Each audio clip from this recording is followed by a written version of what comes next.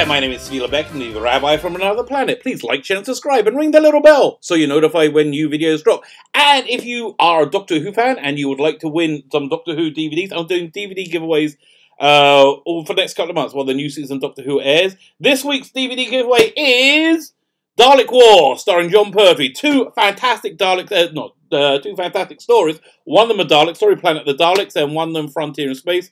They go back to each other, and from 1973. All you need to do to win it is subscribe to the channel, like and share this video with the hashtag Dalek War, DALEKWAR. All that's in the video description. If you share it on Facebook, Twitter, no problem. I'm going to do a search for the hashtag across all platforms, and I will find you if you use the hashtag. I can't imagine Dalek War is too popular a hashtag.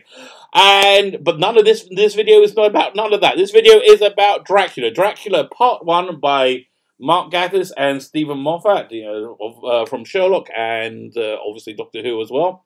And this was one I was really excited for. Actually, it wasn't what I was expecting, but I really like it. Although this is probably the only season we're going to see of it. This is a one and done. The ratings have been horrible, and I'm a rabbi. That's the name of my channel. I'm the Rabbi from another planet. I've been offline all since Friday around 5 o'clock, and I've just come back online for the Jewish Sabbath. I'm offline every week for those 25 hours, and so I haven't really seen what the reaction to it has been. I've been trying to get this review out for a couple of days. I just saw a couple of headlines. Well, one review from Dental Geek, I think, saying they hated the third part. But I really don't know what the critical, I will not say critical reaction, the fan reaction has been. But I really liked it. Now, firstly, I feel quite bad for Gatiss and Moffat on this, because this show exists because of Sherlock.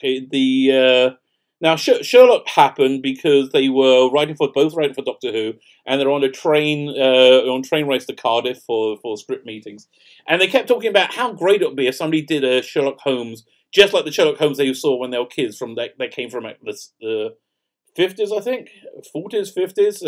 I really don't know. The Basil Rathbone Holmes, which were set in the current day, and they were they're very contemporary while being very referential and to the source material. And they said it's so annoying that nobody's ever done it. So they said, well, why don't we do it? So they went ahead and did Sherlock, and they didn't think anybody would watch it. In fact, the original pilot for it, which is on the first series DVDs or Blu-rays, is a 45-minute episode. But they didn't think anybody would watch it, and it turned into this massive rating success. Which, in hindsight, it's kind of obvious that it would have become, because it's got so many elements working in its favor. It was a perfect storm to create this massive success that Sherlock was. So when the Sherlock debuted, there was no expectation on it whatsoever. When Dracula debuted, there's massive expectations on it, and it's not meeting those expectations. Those expectations I'm talking about in the terms of ratings or viewers. The first episode got a very low rating. Don't know what the second episode got. And I have no idea what the third episode got as well. But now it's on Netflix. I live in Israel, so I'll be able to watch it on Netflix at least a second or third part tonight. They just dropped, I think. Anyway, why did I like it? Because, well, firstly, I think, why did I like it? Because it's pretty darn good. There was a few things that are jarring and strange in it, but what I think really worked in it is the same thing that worked in Sherlock, which is a real deep core understanding for the source material. Now, in Sherlock, the source material was the Conan Doyle stories and the interpretation of those in the Basil Rathbone movies, and also a bit of the Jeremy Beck ones. So the source material for here is also is something. It's not just the Dracula book by Bram Stoker. By the way, if you like radio plays audios, there's two really good versions of it by Big Finish.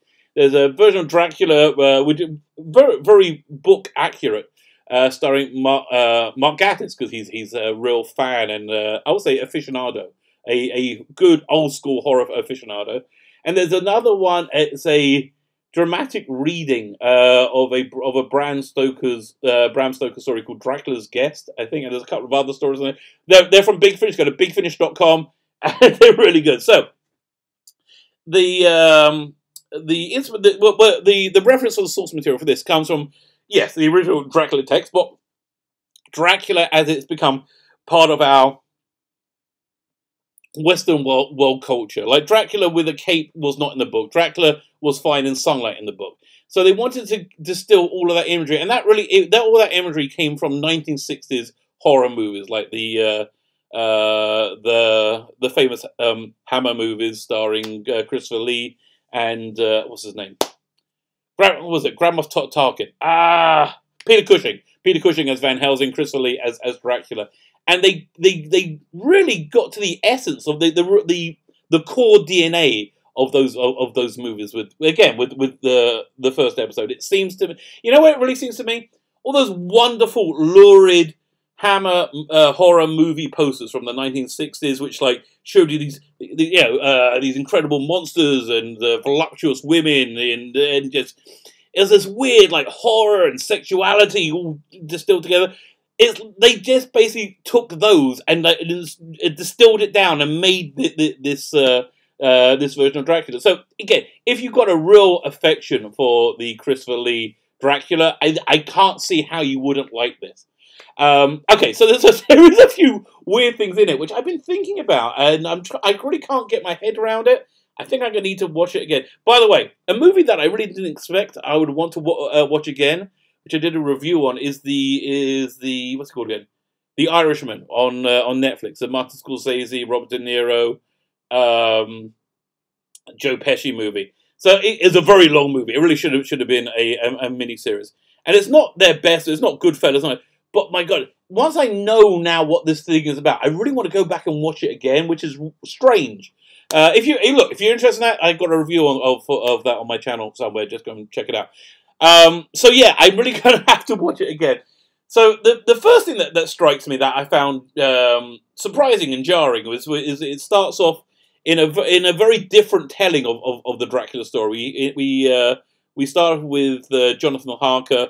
He looks disheveled, and his hair is gone. He's got these scabs all over his face. He's in this convent trying to convalesce after his lengthy and horrific encounter with Count Dracula. Dracula himself is played by Klaus Bang. I cannot remember the name of anybody else in the production. I can only remember Klaus Bang because his name is Klaus Bang. I mean, how are you going to forget that name? It sounds like a gay porn star. And that's not the only similarity that this version of Dracula has with gay porn. It seems to me to be like gay porn without the sex in it. Like I don't know. I was trying to explain to somebody what the fan-made Star Trek episodes are like. Was it Star Trek Continues and Star Trek Phase 2? Which you haven't seen, they're fantastic. They really are fantastic. Where these fans have made these incredible replicas of the original 60s sets and made their own episodes of Star Trek, which are really, really enjoyable.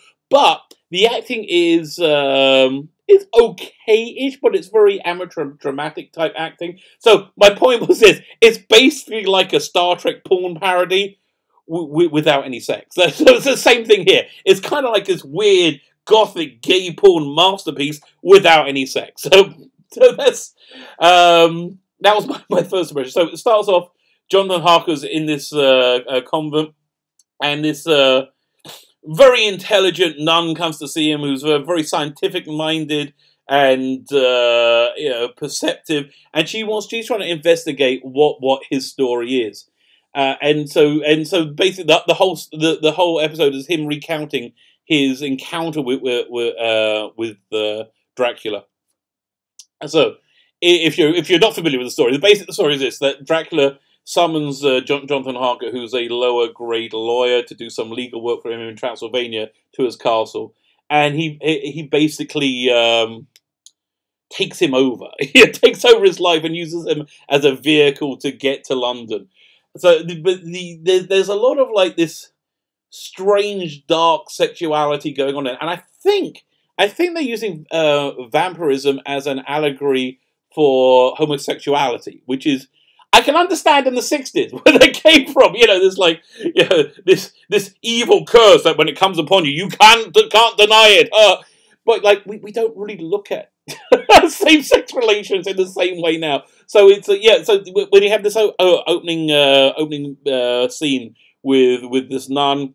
Was it Sister Agatha? I think, yeah, Sister Agatha, which I think is a play, or I bet her name comes from as a reference to, what's her name again?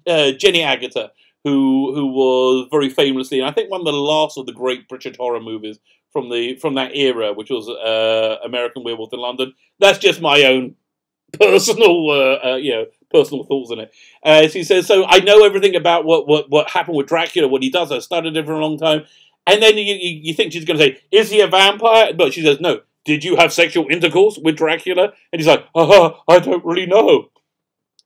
So you have this weird sexuality between Jonathan Harker and Dracula. He turns up at the castle. Dracula is old and ancient, and the more that he surreptitiously feeds off Jonathan Harker, the more this like abusive sexual relationship is intimated.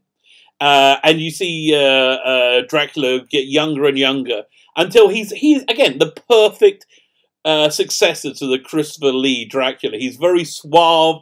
Where is he? Is he Swiss? He's got a European accent, but he's got this real lethargic wit about him. You know, he's very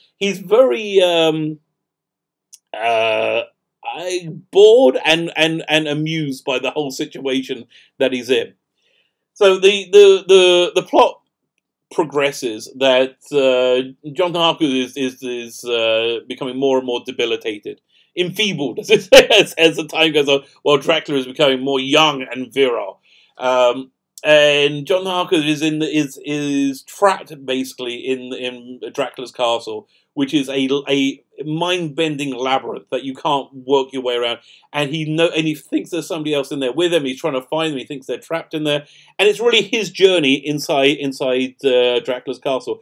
All of this, I think, would have worked fantastically as a Hammer horror movie. I can see the poster now. He encounters these monsters there, and then he encounters Dracula's brides, and then by the end of it, it becomes there's this affection between Dracula and Harker, as Dracula views him as one of his brides. It's really kind of strange.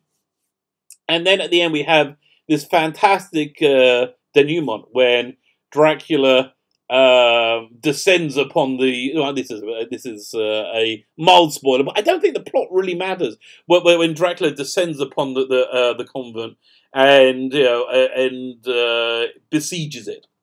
So and that's basically where the first step. There's more stuff happens, which I'm not going to go into because I don't want to get too spoilery. But I'm really excited for the second episode, which I'm about to watch. What did you think of Dracula? Have you seen it? Again, if you're not in England, it's on Netflix, I think, from today. Let me know what you think. Like, share, subscribe. And if you want to win these DVDs, just hashtag Dalek War. Let me know what you think. Have a fantastic day. Thank you for listening.